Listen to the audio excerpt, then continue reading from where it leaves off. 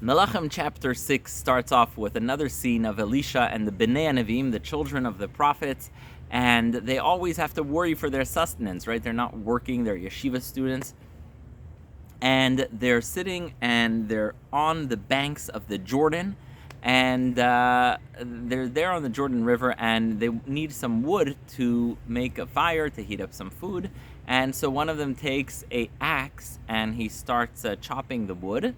But unfortunately, the axe cracks and it falls into the Jordan River, and he cannot see where it is. And he cries out in despair, "Aha, Adoni, vehu Shaul, it is a borrowed axe." Now you would think, how much does the axe cost? Let him go to Home Depot, let him buy another axe. No, it was a borrowed axe, and it was worth a lot of money. And he didn't have the money to pay the owner back, and so he was feeling extreme despair. On a side note, I'll give you a riddle, and if you say the answer in the comments, God bless you. There's a question Rabbi Reisman asks, Yisrael Reisman. He says, why was he so worried? We know the Mishnah says in Bava Metzia that if someone borrows something, based by the way on the pasuk in Shmot, if someone borrows something and it's what we call meta machamat melacha, it dies in the normal course of use, then you don't have to pay the owner because you just used it normally. So why was the student saying, oh, what am I going to do? How am I going to pay back the owner? It's borrowed. What do you mean? It broke in the normal course of action. So anyhow, that's a side question. So why was he concerned? If you answer, that's really impressive. Anyhow, so what do you do in such a situation? Elisha goes and he takes a piece of wood, he throws on the water in the Jordan, and believe it or not, crazy things happen. The metal head of the axe floats to the top of the Jordan River, and they take it out. So that's another miracle by Elisha. Remember, Elisha asked Eliyahu to have double the abilities, and indeed he's performing many, many, many miracles. All right, now we come to the arch enemy of Israel, Aram. The king of Aram can't understand it. He's setting all these ambushes, all these traps for the soldiers of Israel, and every time they're a step ahead of him. It's as if they have a spy going on, and he turns to his men and he says, who here is spying on me? What's going on? Why is the king of Israel knowing exactly where I'm going? It feels like Eli Cohen and the Syrian army in the 1960s. What's going on here? And so finally they tell him, look, no, none of us is actually spying on you, but the Jewish people have a fellow named Elisha, and he's a prophet, and every time you move your army from here to there, from there to here, he informs the king of Israel where you are, and they avoid conflict and stay out of your ambushes. So the king says, well, what's the solution to that? Let me go catch Elisha. And he takes all these chariots and these weapons and soldiers and horses, and he decides to go to find Elisha. He goes towards the Shomron, and you don't mess with Elisha, a guy who does that many miracles. You just don't do that.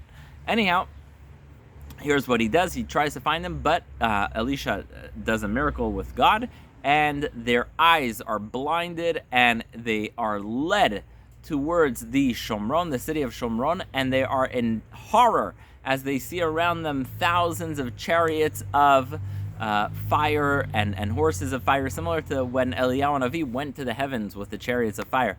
So they realize they're in bad shape, and the king of Israel sees that all the soldiers of Aram are standing in his backyard outside Shomron, and they're surrendered. They are terrified. They're with the awe of God on their faces. And he says, well, should I capture these soldiers? And Elisha says, no. Why? Because you did not catch them with a natural way. You didn't use your own force. It's not fair. Don't use my miracles to have your military victories. So they open up a table and they give them bread and they feed them and they send them back to Aram peacefully. But there's an unfortunate sequel. The king of Aram is like, you know what? I'm going to get and bring down the entire kingdom of Israel. Remember, the northern kingdom.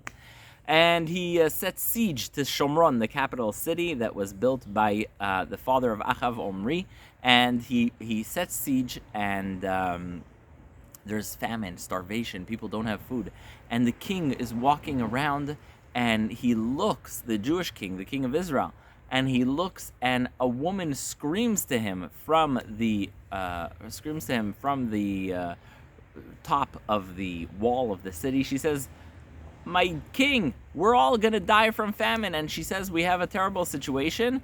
I made a deal with my friend that we will, excuse the content here, but I made a deal that we will eat my child tonight and tomorrow night her child. They were so emaciated and starved. They were eating their own children, which is the ultimate horror and absolute, that's what happened, and also in the destruction of Jerusalem. Absolute horror. And so he realizes how bad the starvation is, that these two women are fighting over eating each other's kids, and the woman saying, my friend didn't keep my side of the deal, but that's not the point. The point is that there was such bad famine. And so the king is so mad, and he said, here we have a guy, Elisha. He's a prophet of God. He does miracles, and still we're suffering through all this. It must be his fault. And he says, I will kill Elisha. And similar to the story of Lot and the angels, he comes to get Elisha, and his people are struck with blindness. But that brings us to the happy story. Elisha says, I promise you that within a short amount of time, I'll give you the exact wording. So he comes to the house of Elisha, and Elisha closes the door.